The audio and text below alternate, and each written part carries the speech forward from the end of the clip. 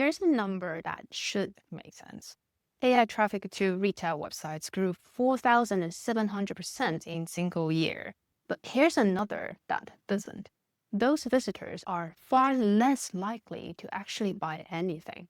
Tech companies are celebrating the first number of cores and burying the second one in footnotes. But both are true, and the explanation might be older than anyone in Silicon Valley wants to admit. What if the friction AI promises to eliminate was never the problem? Hey, I'm Jean. I studied the gap between what's being sold about AI and what's actually happening. And yes, reality is usually what press releases forget to mention. Let's talk about the obvious obstacles and how AI shopping defenders might defend each one of them. The argument has three parts. First, for the time being, there are limited merchant integration. There's only a fraction of retailers have plugged into ChatGPT or Google AI Assistant. If you want to buy something and Chatbot doesn't have it, you have to abandon your session and go straight to Amazon. Yes, of course, more merchants will integrate once they see proven ROI. It's kind of solvable. Second, and this is more like a follow-up from the first one, limited categories. Right now, chatbot shopping works best for expensive items that justify heavy research, for example, like electronic, appliance, even for a house. Categories where you kind of want to front load a lot of comparison work anyways. But there is a deeper reason underneath this, which we will talk about later. Third, inconsistent recommendations. Because of the hallucination problem, that if you find a product you like and you come back tomorrow, start a new chat with ChatGPT or Google, you might get complete different recommendations. Or even worse, that chatbot will confidently recommend something to you that doesn't even exist. Models will improve and then hallucinations will decrease. Solvable. Here's some data painting bright future for AI shopping assistant. For example, McKinsey projected that more than half of the AI user will use AI shopping assistant by the end of 2025. Or that Salesforce report 39% of consumers already use AI for product discovery. And the number is even more impressive. If you look at solely how Gen Z use AI for product discovery, that's more than 50%. Also, there's a piece of Adobe analysis showing that AI preferred traffic exploding. All those sound so promising, except there is one number conspicuously absent from every single one of those reports: the actual dollar revenue from a chatbot-initiated purchase. Adoption isn't the same as conversion. Traffic isn't money in sellers' pockets. So we should take these reports with a grain of salt anyways. Consulting firm has an incentive to paint a bright picture of any new technology. It was cloud for a while, and then blockchain, now AI. Now, here's the question. What is AI shopping assistant actually trying to achieve? It pretty much strips away everything between I want something and I bought it. No searching, no comparison, and no tabs. Just tell me the chatbots what you need and it handles the rest. The pitch here is shopping without the effort. Now, this pitch is exactly tech companies were already trying to achieve since 10 years ago. Same logic, same promise, just different interface. In 2016, Amazon launched voice shopping on Alexa. The hypothesis is so similar. Voice commands that will have less friction than finding a screen, opening an app, or trying to search for something you want to buy. So you could just reorder household essentials, discover products through simple conversation. And of course, once they announced that now people can do voice shopping on Alexa, media and a lot of strategy consultants started to forecast how successful that voice commerce would be in the next few years. For instance, a strategy consultant forecast voice commerce would hit $40 billion by 2022. That would be 1900% growth compared to when it was just released. Though reality proved different. 2 years after launch, only 2% of Alexa users had made a voice purchase. For that tiny fraction, 90% of those never even made a second one. And today, after nearly a decade, voice shopping finally reached $40 to $70 billion. But keep in mind, which is less than 1% of global e-commerce against $6 to $7 trillion market. Hardly a viable shopping channel. So maybe, just maybe, the problem is never about whether the technology is mature enough. The problem is perhaps what technology has removed. To understand what I meant, we need to go back further, not to 2016, but to 1890s. There's a book called Land of Desire. It's about Americans' consumer culture. It opens with a crisis. By the late 1980s, so many goods were flowing out of factories and into stores that businessmen feared overproduction, glut, panic, and depression. The economy at that time had finally resolved the production problem that's been bothering human beings for thousands of years. Factories could finally make things that more than anyone could have imagined, but then it faced a different problem. How do you make people want something that they didn't even know they needed? The answer was the show window. The department stores of the late 19th century understood something most AI companies have likely forgotten. Shopping was never about acquiring things. It was always about experience of wanting them. Glass was central to the show. It creates a barrier.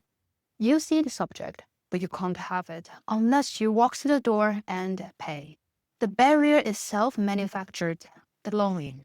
The attention of these displays received reflected an enormous economic opportunity, and that opportunity created a very particular kind of expert.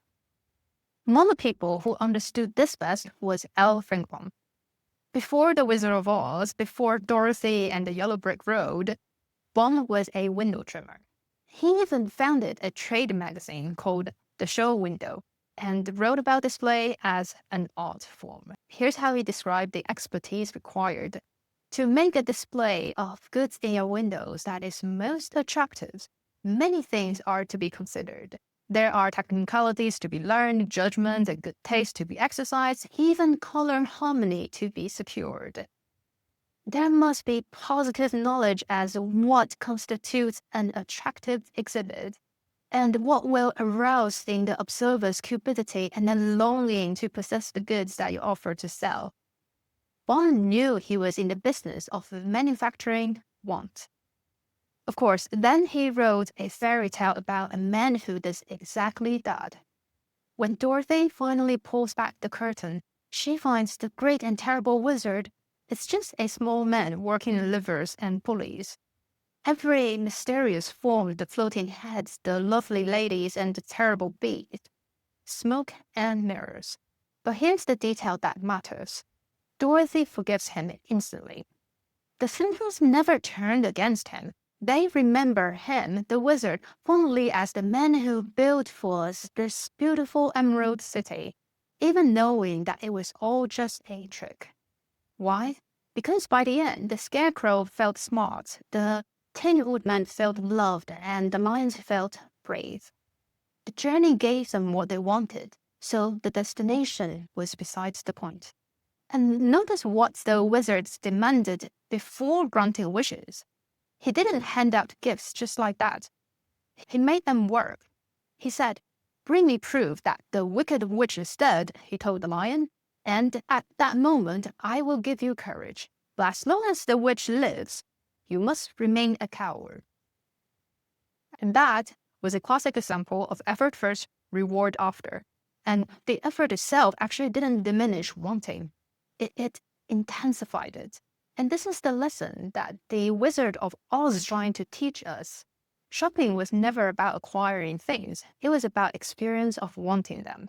And there are neuroscience proof on this. For example, in the late 20th centuries, a group of scientists shoved electrodes in monkeys' brains and gave them juice afterwards. At first, dopamine fired when juice arrived. Then, they added tone, signaling that juice was coming. Once monkeys learned that pattern, dopamine stopped firing as the reward. It fired as the signal. The pleasure was in knowing that it was possible, not in getting it. A recent Stanford study pushed further.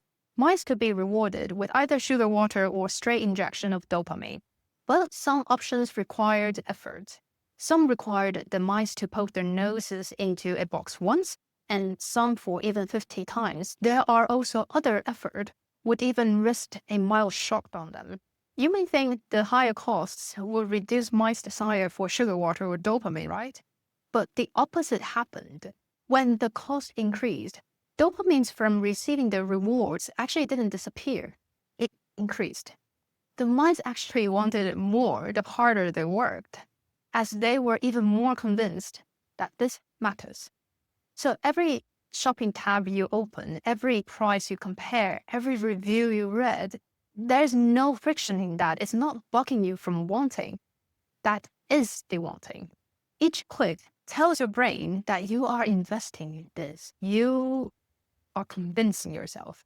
Here's the part that few have realized when they talk about AI shopping, the relationship. Because no search engine has personality. You query Google with some keywords, it displays links. A chatbot, however, remember what you said like 3 days ago. It adapts to its tone. It says, for example, based on what you have told me, I think you would prefer blah, blah, blah.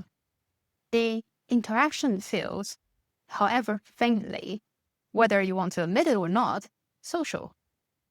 You formed what psychologists would call a parasocial relationship.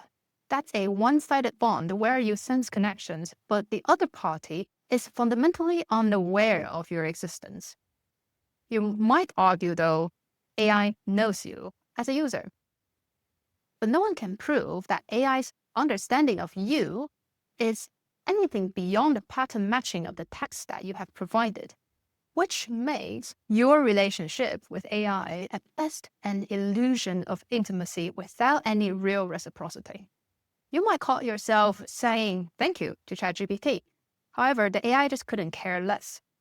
A 2025 Stanford and Carnegie Mellon study analyzed 400,000 real character AI messages and found some striking gap between what the users say and what they actually do.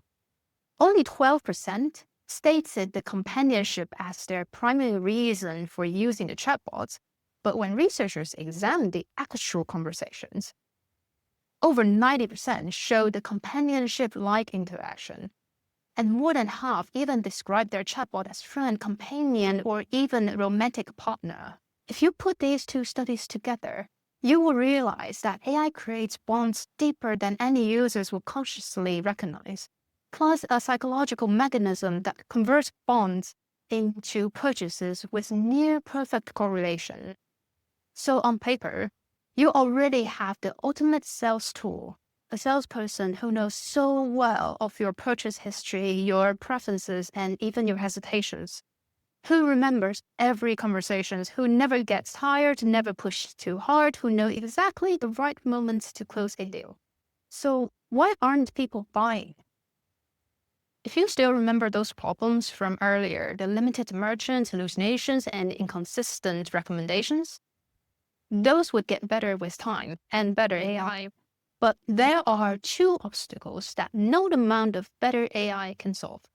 First, the latent question. This is when you don't even realize you have a question until you were shown the answer. It's the opposite of explicit questions such as, what's the cheapest option here? Say you want a coffee maker.